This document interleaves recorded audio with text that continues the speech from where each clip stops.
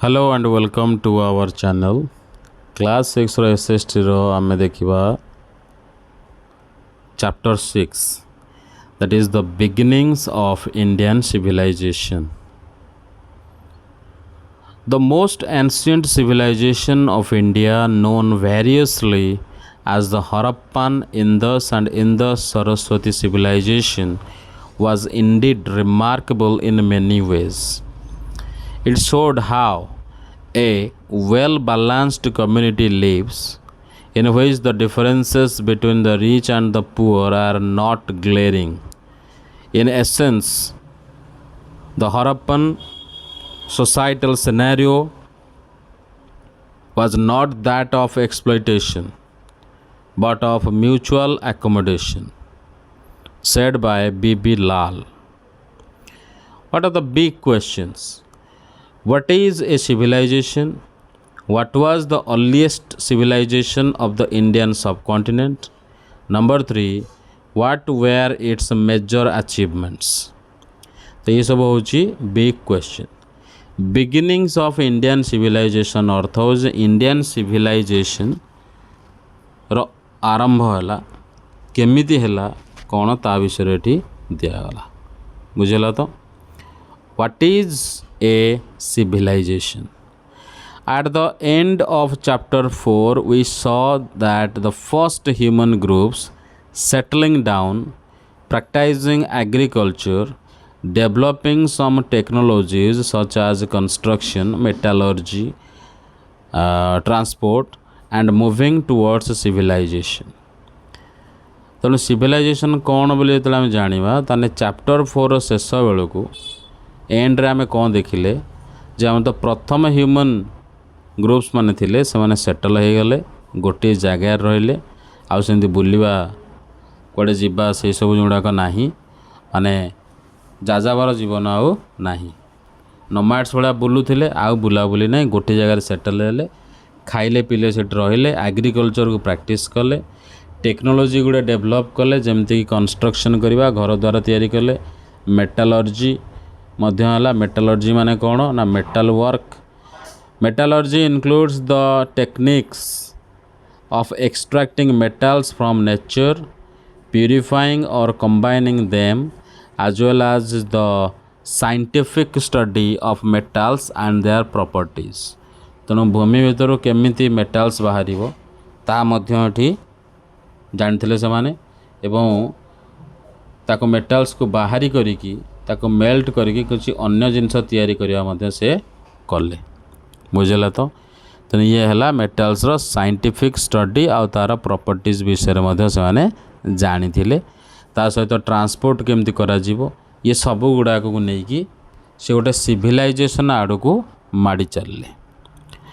What then is civilisation? ताहले civilisation कौन? In general, the term is used for an advanced stage of human societies. To be precise, we will consider here that a civilization should have at least the 4 characteristics. तेणु civilisation कहबार अर्थ है जे गोटे जगारू गोटे stage रु lower stage रु तुम advance stage आड़ को जीव ह्यूमन सोसाइटी से भाई एडवांस्ड स्टेज आड़ को गला से एडवांस स्टेज को कहला सिविलाइजेशन. पिन पॉइंट भाव यदि कहबा आम सीधा सीधा ताहले गोटे सिविलाइजेशन क्या आम कहबा ना तार कम से कम चारिटा ना केतटा केते गुड़े अच्छी यही सब क्यारेक्टरिस्टिक्स गुड़े थिबा दरकार. कौन ना some form of government and administration किसी गवर्नमेंट गुड़े थिबो एडमिनिस्ट्रेशन थिबो to manage a more complex society and its many activities. तेणु तार सहर रे से काम गुड़ा से लोक मानकर काम कथा बुझा एक्टिविटी गुड़ा बुझा सोसाइटी भितर कौन सुविधा असुविधा ताकू बुझा ये सब काम गुड़ाक एडमिनिस्ट्रेशन करिवो हला गवर्नमेंट करिवो. नंबर 2 रे रहिबो अर्बानाइजेशन. अर्बानाइज हवा दरकार बुझेला. तो तामाने town planning, growth of cities and their management which generally includes water management and a drainage system. तेणु गोटे अर्बानिजम कौन करागला ना टाउन प्लानिंग हम ता सहित सिटीज गुड़ाकर ग्रोथ हम तांकर मैनेजमेंट ये सब गुड़ा बढ़िला वाटर मैनेजमेंट बढ़िला है ताको ऐड करागला ड्रेनेज सिस्टम बढ़िला एगुड़ा सब नुआ नुआ जिनस गुड़ाक ऐड है। Number 3 a variety of crafts रहा दरकार बहुत गुड़े crafts means including the management of raw material जमीक स्टोन आ मेटाल्स एगुड़ाक मैनेजमेंट रहिबो ता सहित प्रोडक्शन ऑफ फिनिश्ड गुड्स तमाने जो फिनिश्ड गुड्स ता भीतर बाहरला तार मध्य प्रोडक्शन हवा दरकार लोक मान पाखे नुआ नुआ प्रकार जिनस पहुँचवा दरकार जमीक ऑर्नामेंट्स टूल्स ये सब जिनस गुड़ाक ता मध्य तैयारी है।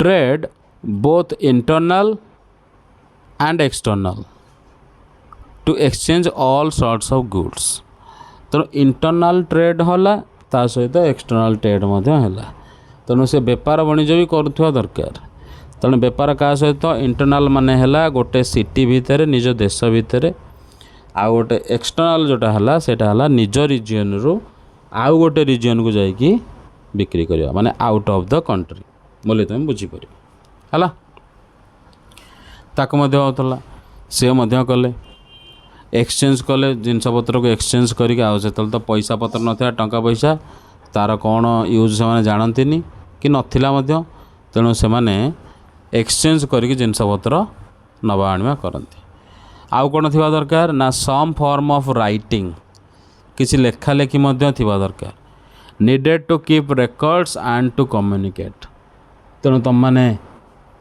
जदि से समय आम मैंने था आम कौन करते रेकर्ड रखी था सहित कम्युनिकेट करता कल्चरल आइडियाज किछ थी दरकार about life and the world expressed through art architecture literature oral traditions और सोशल कस्टम्स तेणु निज जीवन विषय रे वर्ल्ड विषय रे किसी कल्चरल आइडियाज थी दरकार जोटा कि आर्ट थ्रू रे हो बा आर्किटेक्चर लिटरेचर ये सब गुड़ाक थ्रू रे आम एक्सप्रेस जमी कर आ लास्ट है ये प्रोडक्टिव एग्रीकल्चर तेणु प्रोडक्टिव एग्रीकल्चर कौन हम चाषबास करूथो लाभ होमती जो थे कि तुम enough to feed not just the villages but also the cities तेणु तुम एत अमल करते चाषबास हवा दरकार जोटा कि तुम निज गाँ लोक तो खुआब ता सहित सहर में नहीं बिक्री करदे पार ताहले जाइकी तुम ये सब कम गुड़ा ठीक रे चलो आ तुम ताको सिविलाइजेशन बोली कह तो यही सब फीचर्स गुड़ाक रहा दरकार so it is easy enough to see that all these characteristics are present in most societies in the world today. But when did civilization begin? In the sense we have now defined. है तो तेणु यहाँ बहुत सहज बा बहुत easy enough बहुत सहज कथा आम कहीदे पारिबा जे ये सब जिनस गुड़ाक क्यारेक्टरिस्टिक्स गुड़ाक बर्तमान आम दुनिया रे बहुत गुड़े सोसाइटी भितर अच्छी ताल तो समस्ते कौन सिविलाइज्ड समस्त कौन सिविलाइजेशन रे बाहर तो सिविलाइजेशन है केतेबेले आ कि प्रकार ताको आम डिफाइन करवा civilisation began at different times in different parts of the world in the region known as Mesopotamia means modern Iraq and Syria that happened about 6,000 years ago, and the civilization in ancient Egypt followed a few centuries later. तो आम देखा civilisation आरंभ होता अलग अलग part सब आरंभ होता दुनिया मतलब भेराइटी जगार सी सब या केबे ना region known as Mesopotamia Mesopotamia कोटा ना बर्तमान जो इराक अच्छी आ सीरिया अच्छी सेटा को मेसोपोटामिया बोली कहुए बुझेगा तो आउ से जगार 6000 वर्ष तले ये जिनस आरंभ होता the civilisation in ancient Egypt किंतु इजिप्ट रे civilisation followed a few centuries later आउ केते शह वर्ष पर जाइकी आरंभ होला कोठी इजिप्ट रे civilisation. So you will learn about these and a few more civilizations in the latter grade. तेणु आम मैंने पढ़ा आगू बढ़िबार अच्छी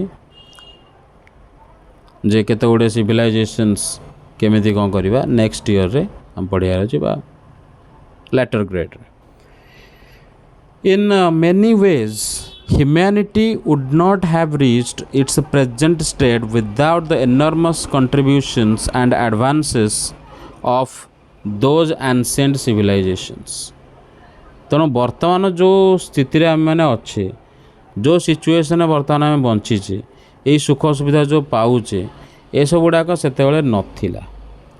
तेणु ह्यूमैनिटी मनीष कौन करिया पड़ूला ना बर्तमान स्टेज रे पहुँचला जो बहुत किछि कंट्रीब्यूशन आ बहुत किछि एडवांसेस ना पूर्व सिविलाइजेशंस मानकर नहीं कि से बर्तमान को पहुँचे कहीं ता बिना से बर्तमान ये जगार पहुँची पारि न था कि एत एडवांस हो पारि न था मनीष बुझे तो. So for now however we will only look at Indian subcontinent and its northwest region is where our story begins. तेणु बर्तमान पर आम सियाड़ जावा दरकार नहीं आम केवल देखार अच्छी इंडियन सबकंटिनेंट विषय रे इंडिया रे केमती कौन होता आ तार नॉर्थ वेस्ट रीजन पटे कौन केमी चलता स्टोरी से ही आरंभ है तो टाइम लाइन तुम ये देखिपो clear. From village to city गाँव सहर the vast plains of the Punjab जोटा कि बर्तमान डिवाइड हो जाइए इंडिया एंड पाकिस्तान भितर यहाँ विराट बड़ गोटे जगह थिला पंजाब एंड सिंध जोटा कि बर्तमान पाकिस्तान अच्छी are watered by Indus river and its tributaries. तेणु या पानी किए जोगेब ना जो विराट बड़ नदी अच्छी इंदस रिवर आ ता सहित ताकू सहयोग करुवा ता सहित मिसुथिबा ट्रिब्यूटरी. ट्रिब्यूटरी कौन ए ट्रिब्यूटरी माने हला a river that flows into a larger river और lake. For instance the Yamuna is a tributary of the Ganga. तेणु गोटे एमिति रिवर गोटे एमिति नदी जे कि गोटे बड़ नदी रे जाइकी पड़ी है तो.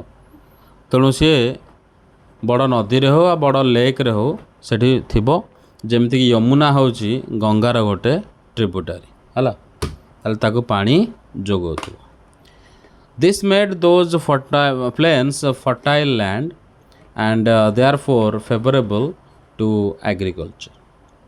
तेणु या द्वारा कौन हम ना तार फर्टाइल लैंड जो अच्छी से गुड़ाक से प्लेन्स गुड़ाक फर्टाइल हम और ता सहित फेवरेबल हम जेहेतु जमीटा फर्टाइल है बहुत गुड़े फसिल सेट मिलला है भल माटी है तेणु से एग्रीकल्चर पे बहुत बढ़िया हम.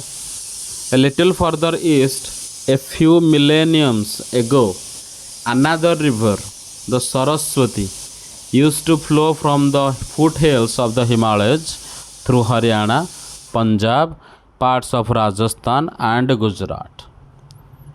तेणु जो फुट हिल्स रहा यूज टू फ्लो तेणु ठीक से प्रकार बहुत हजार हजार वर्ष तले है मिलेनियम्स एगो ईस्ट पटे देखा ताले आउ गोटे रिवर जहाँ ना है सरस्वती रिवर सी सेमती हिमालयर पाददेशरू बही बही आसला हरियाणा पंजाब एंड राजस्थान गुजरात किसी पार्ट्स देखी. In this whole region from about 3500 BCE villages grew into towns and with increasing trade and other exchanges those towns further grew into cities. This transition happened around 2600 BCE. बुझिपार तो तेणु जिते सी आसिक एपटे मिसला in the whole region से जगार total से area गोटा जाक से region रे जोटा कि 3500 वर्ष तल कथा आदि में कहवा ताले गाँव गुड़ाक सब सहर हो गला है आउ ट्रेड बहुत बढ़ीगला आ से माने एक्सचेंज कर चलले एटू से टाउन गुड़ाक पुणी सिटीज रे बदली गला माने आहुरी बड़ बड़ सहर तो एमती है कि ट्रांजिशन चलला अराउंड 2600 BCE जाए चलला। Archaeologist gave this civilisation several names याकू आर्कियोलॉजिस्ट माने बहुत अलग अलग ना सब देइछंती किए कहूँ इंदस सिविलाइजेशन किए कहूँ हरप्पन सिविलाइजेशन किए कहूँ इंदस सरस्वती किए कहूँ सिंधु सरस्वती सिविलाइजेशन तेणु चारिटा ना यार रोच we will use all these terms its inhabitants are called Harappans तो आम सबुतक टर्म को व्यवहार करवा एवं यार इनहैबिटेंट्स मीन्स एठा रोवा लोक मानू हरप्पन्स बोली कहवा it is one of the oldest civilisations in the world आ ये बहुत ही पुराना एते ओल्डेस्ट सिविलाइजेशंस गुड़े अच्छी आम वर्ल्ड रे आम दुनिया रे ता भितर ये गोटे मध्य रही है तापर आम देखा this development is due also called the first urbanisation of India ये जो डेवलपमेंट है या कहगला फर्स्ट अर्बानाइजेशन ऑफ इंडिया ताने प्रथम करी इंडिया मॉडर्न हवा को जाउछि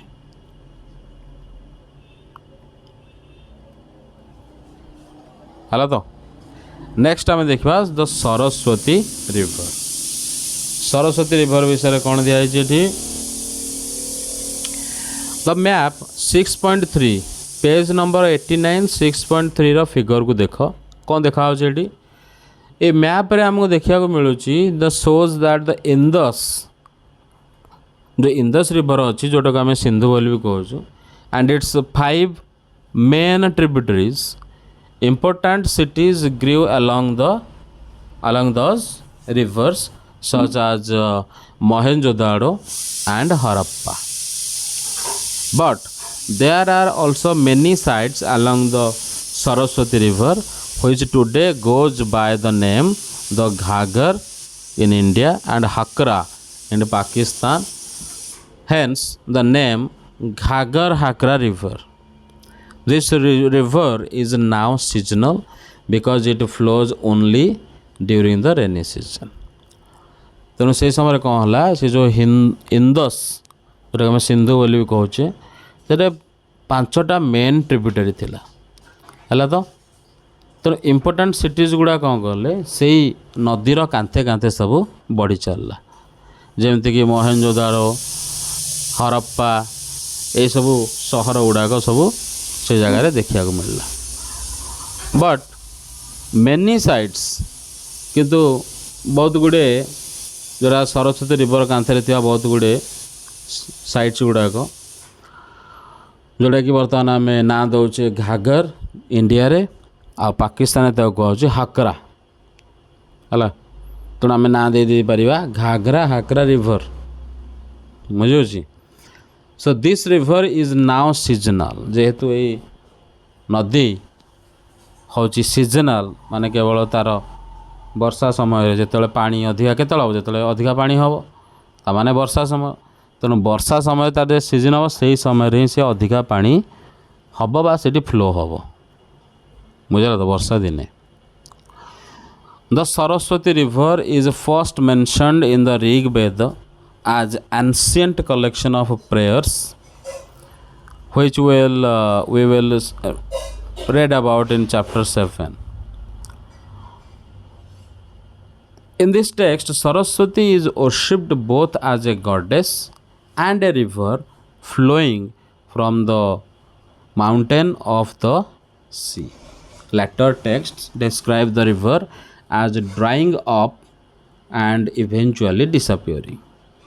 तेणु सरस्वती रिवर को सेठी प्रथम मेंशन करागला ऋग्वेदରେ ଯେଉଁଥିରେ କି ଆମର ବହୁତ ଗୁଡ଼ାଏ ଆନ୍ସିଏଣ୍ଟ କଲେକ୍ସନ୍ ରହିଛି ପ୍ରେୟର୍ସର ହେଲା ପ୍ରାର୍ଥନା କରିବାର। ଇନ୍ ଦିସ୍ ଟେକ୍ସଟ ସୋ ଏଇ ଟେକ୍ସଟରେ ସରସ୍ୱତୀଙ୍କୁ ପୂଜା କରାହେଉଛି ଏବଂ ତା ସହିତ କେଉଁ ହିସାବରେ ପୂଜା କରାହେଉଛି ଗୋଟେ ଗଡ଼େସ୍ ହିସାବରେ ପୂଜା କରାହେଉଛି ମାନେ ଜଣେ ଦେବୀ ଏବଂ ତା ସହିତ ରିଭର ହିସାବରେ ମଧ୍ୟ ପୂଜା କରାହେଉଛି ନଦୀ ହିସାବରେ from the mountain to the C ଯେହେତୁ ସେ ମାଉଣ୍ଟେନ୍ରୁ ସିଧା ଆସିକି ତାପରେ ସିକୁ ପଡ଼ୁଛନ୍ତି ହଁ ସେଇଥିପାଇଁ ତାଙ୍କୁ ପୂଜା କରାଯାଉଛି। କିନ୍ତୁ ପରେ ଅନ୍ୟାନ୍ୟ ଟେକ୍ସଟ ଗୁଡ଼ା ଯେତେବେଳେ ଲେଖା ହେଲା ସେତେବେଳେ ଦିଆଗଲା ଯେ ରିଭର ବର୍ତ୍ତମାନ ଶୁଖି ଶୁଖି ଚାଲିଛି ଏବଂ ତାପରେ ଏମିତି ଗୋଟେ ସମୟ ଆସିଲା ଯେଉଁଥିରେ କି ସେ ଏକଦମ ଡିସାପିଅର ହେଇଗଲା। ସେ ନଦୀ ଆଉ ଦେଖିବାକୁ ମିଳିଲାନି କାରଣ ପାଣି ତାକୁ ମିଳିଲାନି। ବୁଝିହେଉଛି ତ। ନେକ୍ସଟ ଆମେ ଦେଖିବା ଟାଉନ୍ ପ୍ଲାନିଂ ହେଲା।